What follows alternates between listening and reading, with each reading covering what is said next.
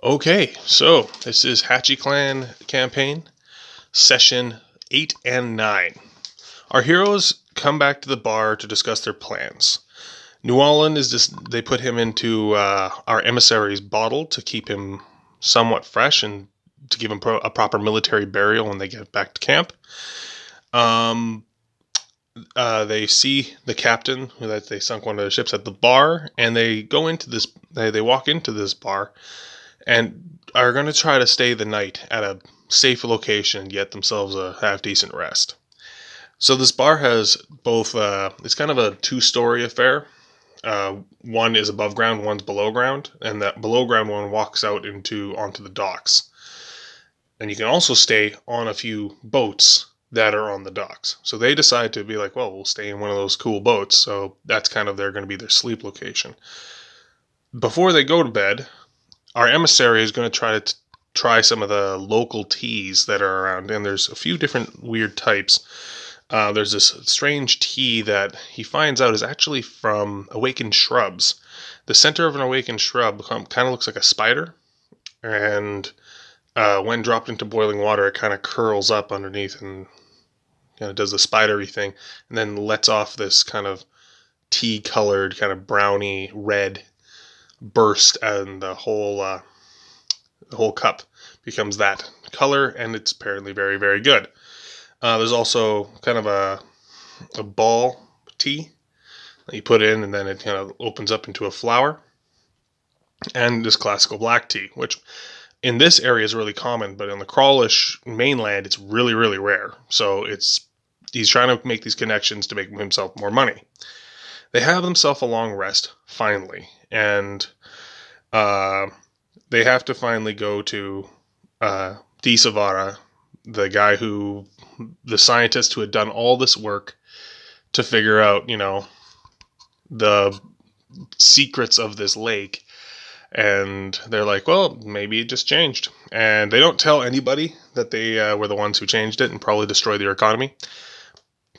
Sorry. And they are able to they smooth things over by saying, well, things probably just changed, and you're going to have to make all new kinds of things. And that excites him because he's the kind of person that would excite. So then they're walking out of town. It's their first, all rested up, long rest, and they're going to have their first encounter. And they walk out of town, and Ben rolls. My friend Ben, our player who plays Harvey, the emissary, rolls a 100. On a D100, we roll 100. So things get weird really quick. They walk into this grove. There's calm water and large red fish in this cool blue grove. And right in the middle, there's all these butterflies that are shining, landing on an invisible presence. And as the presence pulls all this power in, it is the forest spirit himself, the spirit of this massive bunch of land. And the forest spirit is like, hey, actually he's very much more like, hello to you, traveler.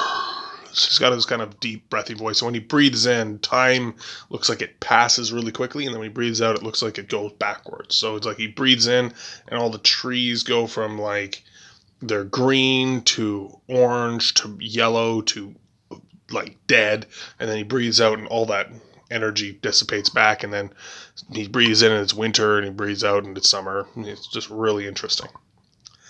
And he opens up a portal in a tree, being kind of a druid ultimate creature. Druid's a strong word. I would say kind of just a natural being. And he reaches in and he pulls out a character. He pulls out Vorn. Now Vorn is a 6'8", 6'9" crawl, big boy, close to 7 feet, and kind of well built, but kind of in the can take a beating but can't give a beating way. And this is the player who played Newallen. This is Paul's new character. Yeah, freak roll 100. He was going to have to find them in this kind of interesting back and forth kind of following thing, but they rolled 100, and that's the Forest Spirit. And Paul's character is intimately is a strong word, is very well acquainted with the Forest Spirit, and this is how this goes. So the Forest Spirit more or less entrusts these our heroes with this guy and says, "Yo, these are the people that are going to change things around here." And they look at the Forest Spirit like, "We're going to change things?" Like, I don't believe you. And Forest Spirit's like, "Just trust me on this one. I know what I'm talking about." And disappears, and they walk on. So after a little bit, they start having a conversation with, "Who the heck are you?" Right? And they're talking about like just the various ideologies. And I think the best way to sum up the ideologies is one quote. Our captain, our not captain, sorry, our sergeant says to the group in general and says, "Well, I'd rather stab someone in the face than in the back." Right? Ritsu really, very straightforward person, very honest. And Vorn says, "Well, I'd rather leave." And I think that's kind of sums up the whole personalities of both those characters and how they kind of view the world. Now, Vorn is very much a pacifist, doesn't like to do combat and doesn't like to do war, but is a local, is from around here, so knows the area really well and has information that is apparently extremely important to the Hachi clan fighting cause. So we're going to see how that goes. So after a little bit, they're asked, like, "Okay, so what can you do? What makes you special?" Right? And he goes, "Well, I can do this." And he turns himself into a long-eared dog, like the kind of a jungle dog. And they're like, "Oh my goodness." And they all have to take wisdom saving throws to not beat the tar out of this doggo. And they're terrified, right? Like, it's like watching someone turn into a werewolf. It's like, this is not something that normally happens in the Crawlish world, so they're not super thrilled about it, turns out. And he's like, no, it's like, and he like, after a few minutes he turns back, he's like, "It's just me, right? Like, it's just me." And they're like, that's weird. We don't like that, but it could very much be useful. Then they're walking along and they find a pair of treants. And the two treants are arguing over a place with a lot of sunlight. And this was a kind of a fun little encounter because it involved two characters that were being unreasonable. And I don't play a lot of unreasonable characters. I find it really difficult for myself. Not that I'm super reasonable, but I find it hard to be unreasonable with my friends. So I did my best. And more or less, one of them said, "Well, I've been here for 10 years, and then I left to grab to root and grab a little bit more water than I was getting." And then they were like, "Well, another guy snuck in when he was away." So very fortunately, they had a person who could speak with these trees, and now that Vorn is in the group, he speaks. And by the way, this is a random encounter, so if they didn't have Vorn before this, they would just run into these two trees, not know what the heck to do with them, and probably have to fight them or just walk by. It would have been a little bit more awkward. But after a little bit, they decide to take a week each, which allows them, pretty much after the dark day, one will leave and the other one will go there, and, they learn to share, which was very cute.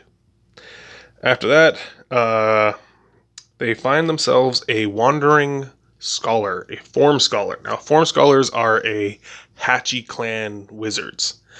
Wizards are not really liked in the Crawlish world at all. Anybody that can do magic is pretty like, ugh. And unless it's very, very explainable. Like Harvey drinks special teas, which allows him to do magic, and that's considered like, oh, that's normal. But people who like just can do magic and have found ways to do it is considered very scary for most people. And this is a form scholar, so he's even more scary.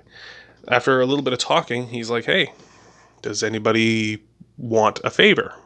Right? And they're like, no.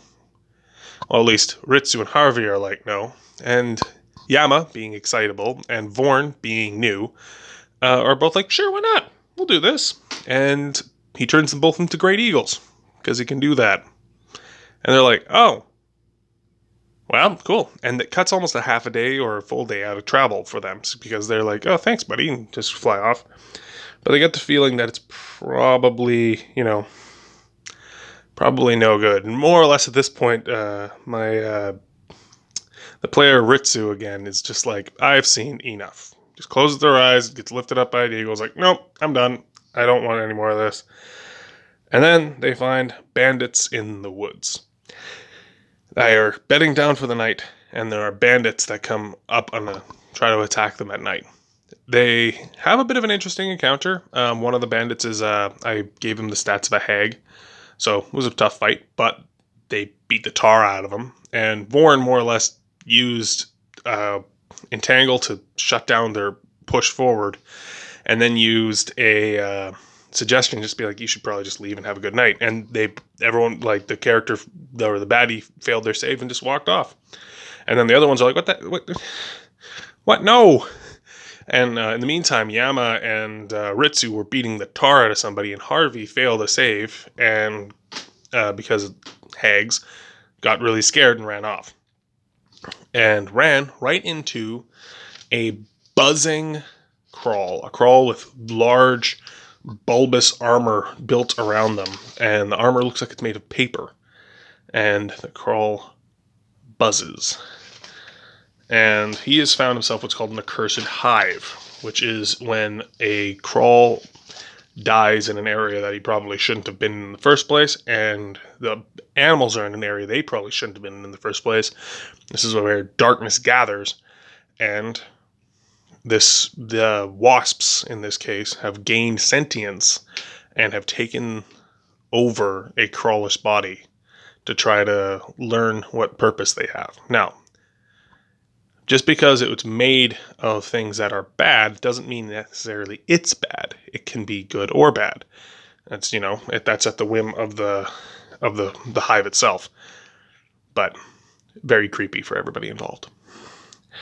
So they next morning, after they get their full sleep, the wasps, they find the wasps that they brought into camp, the wasp hiver, hiding under a tree and just looking around very nervously. And they're like, what's up? And he's like, well, it's raining out. Or he says, let's see if I can do his voice now. It's raining out. And they're like, oh, well, you don't like the rain? And he's like, no. So they decide to leave him underneath the tree. And they go off and they say, well, catch us up. There's an elder tree north of the camp. You'll be able to find it, no problem. And you will meet up there when you have some time. And it says, anyway. So they find out that the wasp's name is Aesop, with a P at the end. And they head out. They come across an area that they had gone through very easily with Nualan on the way down, which wasn't even an encounter, wasn't even a problem. Just a large patch of mud. And now they don't have that same amount of skill, so they have to go around it. And as they're going around it, they run into a petrified tree. And this petrified tree is about 6 feet wide and about 15 feet tall. It looks like it was cut off by some kind of great creature. Massive creature, just cut it at the very top. And so they climb up, try to climb into this thing, and there's a kind of a plug in the top. And they realize this tree is hollow, but there's some kind of like, somebody's put a separate tree cookie, which is, by the way, just when you cut a tree at two separate places and you got about that thick, someone's put one of those in. And fortunately for everybody involved, they have a character who can transform now. So, Vorn quickly turns into a spider, crawls between the edges, goes down, finds a belt hanging on a center post in this tree. So the tree's kind of got like an outside ring, and then it's got like one center post that looks like almost a completely separate tree holding up that cookie that's blocking the entrance. And around that center post is this belt. And it doesn't really make sense for a tree to be petrified in the middle of the woods, especially not when all the trees around it aren't, but they think it has something to do with this magic item. And they take it off, and Vorn, being Vorn, puts it on. And it's a belt of, like, more or less strength and longevity. It means that you cannot be poisoned. It means you cannot be diseased, because what it is, literally this tree had this thing on it, and the tree couldn't have negative things happen to it. It's kind of cool. So it wasn't a negative thing. It just happens to be that if a tree's not supposed to live that long. So he crawls out the side, and let's see. They find a tea tree grove with silver tea leaves, which more or less, when you put the leaves in water, the leaves look like they're made of silver. And those are taken right away by Harvey. He takes a few clippings. And then there's a big old snake in the path. Now, by the way, this is a lot of encounters. Each of these encounters is 4 hours apart. I'm just blitzing through them because they're just quick encounters, and because I have limited space on my thingamabob here. So, there's a big old tree and snake in a tree. A big anaconda. Another one. This is the second one that they've run into. But now Vorn gives it a conversation. He's like, hey, so what do you want? And it's like, well, food. Living food. Crawls don't taste very good. I'm a snake after all, and you're trees. It's not really my deal. And he's like, well, that's nice. And they decide to kind of just sneak around the snake. They're like, we're not going to even deal with you. Bye. And they just sneak around it. And then they roll another 100. That's right. 2 100s in the same day. So, again, the forest spirit. And this time I made it quicker because my players, were already getting a little tired of me. Splits open a tree and pushes through an item for Vorn. And more or less it looks like a massive owl pellet that can be worn on you. So it's like got bones and fur and stuff in it. And when you throw it and it breaks, you can cast any spell at level 3 that druids can cast. So it's kind of a really handy, like, hey, this is an extra thing, right? It's really good for him, and it's a one-time use, but hey, one-time use on a level 3 spell is pretty handy. So, they run into Drebside and Riot. Now, Drebside is that fire bat. He's got the flamethrower, and Riot is their weapons expert. They hang out with the two of them for a few minutes, and they're like, hey, we're close to camp clearly. And then they're like, yep, camp's changed a lot. They've moved in about 50 dudes. So the camp has completely changed its dynamic. It's not nearly as chill. And Drebside, the two of them are both very kind of distressed by this. They sell some items or some weapons to Riot. And they sell the Killer Edge to Riot, who right away becomes obsessed with it. He loves it. The Killer Edge is that massive sword that they got from the Striped Pants pirates. So they got that, and right away, Riot is just in love with this weapon. Almost too much, they think. Harvey leads the walk into camp. Now, Harvey, I got them all to roll performance because they wanted to look like total badasses walking into camp. So Harvey rolled really high, like over 20. I think he rolled a natural 20, actually. And they're all walking into camp, and they look like total badasses because of Harvey. The other ones don't look that good, and they're carrying a big case of guns that they had got from Janie earlier. So they walk in, and they're going to meet up with the command structure. So the command structure has changed a little bit. They still have their leader, Sendri Faye. Now, Sendri Faye would have been the head of the camp, but now there's a Zakefu guy, and Zakefu kind of runs Hachi, so Zakefu guys kind of pull rank pretty commonly. Even though they're the same rank, the Zakefu guy kind of outranks just because of the clan he's part of. So Vigrant, this new guy, big horns on his helmet, like two sweeping back kind of, they almost look like ibex horns, like these big sweeping back horns on this helmet, and this big cool like front pendant thing going on, and he's got like a big shield, big spear. I mean, again, he's a Nemanukai, so he's bigger than most anyway. He's like 8 feet, 9 feet tall. He's like 8.5 there. And so they're like, whoa, you're really big. And like Sentry is 7 feet tall. He's not small by any stretch of the imagination, but nowhere near as big as Vigrant. Vigrant comes out, is a dick because he's an officer and he needs to be right. So they're like, hey, so these are the things we did. We broke up this group of like smugglers. We stole some of their guns, and we like took a big bunch of their gear. And then he's like, well, that's fine and all, but that's not a military mission. So what are you doing? And fortunately, Sentry kind of was like, okay, chill out, boo. It's okay. Sentry comes in and pulls aside our resident monk and says, hey, Ritsu, just so you're aware, there's something big going down really soon. So get your guys prepped. 5 days, you guys are going to be starting in 5 days, you guys are going to be heading out on the beginnings of this mission. There's going to be some like steps to it. But yeah, I'm actually going to be running a classical D&D campaign. Let's see if you guys can spot which one it is. But I'm going to be running a classical one. I think it's going to be really, really fun. And at the very end of this mission, or at the very end of this, everybody leveled up. So Vorn is level 3. He was level 2 when they all started. And Ritsu is level 4. Yama is level 3 now, finally. And Harvey's level 4.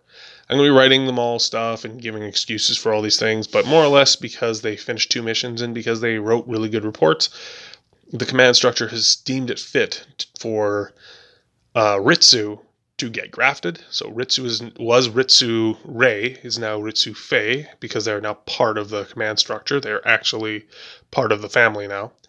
Harvey, due to proper report writing and probably due to finding a bunch of new cool, tea and the like, is getting a promotion in his business. Yama is getting promoted and is also getting the training that they need to become a full-fledged soldier. So that's going to be really good for them. And Vorn had 2 run-ins with the Forest Spirit, so clearly some of that's rubbing off on them. I also, in my campaign, allow people to buy level ups. You more or less gold per experience. And there's discussion about letting Yama get another level to bring Yama to parity with the other powerhouses. So leaving Vorn at level 3 and getting Yama up to level 4 with the other 2. But that's on them. Anyway, so that was the whole thing. Sorry it was a little longer today, folks. Sorry, as usual, I'm a rambling son of a gun. Yeah, that was really, really good. Everybody have yourselves an excellent day next time in Yule, and bye, and boop.